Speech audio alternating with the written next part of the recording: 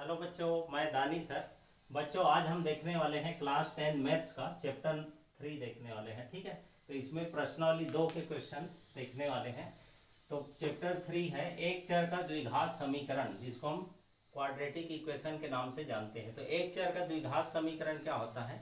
ऐसा समीकरण जो सिर्फ एक ही चर, जैसे इसमें x और x है, ये एक चर है, या किसी कोई समीकरण जो है या y के रूप में है, या कोई समीकरण t के रूप में है, जिसमें सिर्फ एक ही चर अंकों का प्रयोग होता है, तो ऐसे समीकरण को हम एक चर का द्विघात समीकरण, ये पूरे x है, इसमें भी x के फॉर्म में है, इसमें भी एक, तो ये x का एक द्विघात समीकरण। ठीक, तो चलिए इसमें क्वेश्चन नंबर 2, प्रश्नावली 2 का क्वेश्चन नंबर 2 हम देखने वाले हैं।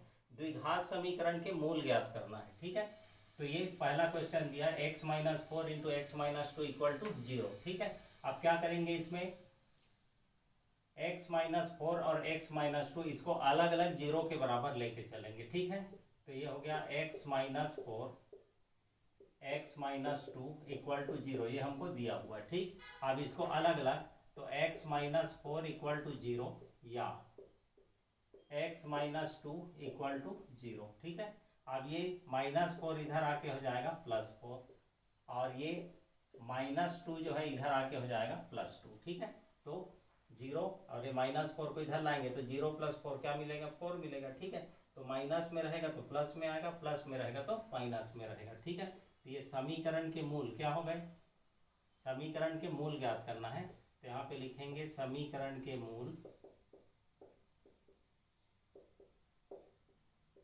4 व 2 है। ठीक, एक दूसरा क्वेश्चन है x + 12 पूरे का स्क्वायर, ये दिया हुआ है अपने को। ठीक है, तो इसको कैसे हल करेंगे, तो यहाँ पर घात 2 है तो इसको 2 बार लिख देंगे। ठीक है, तो x + 12 ये हो गया, फिर दूसरे ब्रैकेट में x + 12 इक्वल टू 0। ठीक, अब इसको अलग अलग जीरो के बराबर करेंगे, तो x + 12 इक्वल टू 0 या x + 12 इक्वल टू 0। ठीक है, तो x इक्वल टू, ये 12 को इधर ले आएंगे, प्लस है तो उधर जाके हो जाएगा माइनस, तो 0 - 12, ये भी इधर आके हो जाएगा 0 - 12, तो x इक्वल टू आ जाएगा -12, इसमें भी x इक्वल टू -12। तो यहाँ पर आंसर क्या आएगा, समीकरण के मूल, समीकरण के मूल क्या होंगे, 12, क्योंकि दोनों का आंसर सेम है, -12। ठीक है, तो समीकरण के मूल -12 है। ठीक, अब इसके बाद एक दूसरा क्वेश्चन दिया हुआ है x² - 11x इक्वल टू 0। ठीक है, अब इसमें कैसे करना है हल, x² - 11x इक्वल टू 0, ये क्वेश्चन दिया हुआ है। अब इसमें क्या कर सकते हैं, इन दोनों में कॉमन निकालेंगे, तो इन दोनों में कॉमन क्या दिख रहा है हमको, x दिख रहा है। ठीक है, तो ये x को कॉमन निकाल देते हैं, तो ये x² में से एक x कॉमन निकल गया, तो यहाँ पे एक x बचेगा, -11x में से x निकल गया, यहाँ क्या बचेगा 11 इक्वल टू 0।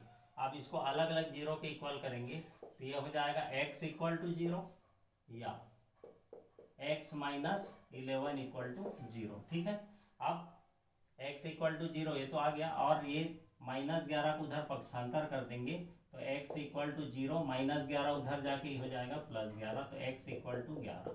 ठीक है, और x इक्वल टू 0, तो ये हमारा आंसर आएगा। ठीक है, तो समीकरण के मूल क्या होंगे, समीकरण के मूल 0 और 11 है, 0 और 11 होंगे। ठीक है, तो इस प्रकार से हम द्विघात समीकरण के मूल ज्ञात कर सकते हैं। अलग अलग टाइप के क्वेश्चन दिया है, इसमें 2 अलग अलग ब्रैकेट में दिया है, इसमें होल स्क्वायर के फॉर्म में दिया, यहाँ से हमको कॉमन निकालना पड़ा है। ठीक है, तो क्वेश्चन को समझेंगे और इसके बाद उसको क्या करते हैं, 0 के बराबर करके पक्षांतर करने से हमको मूल प्राप्त हो जाता है। ठीक है,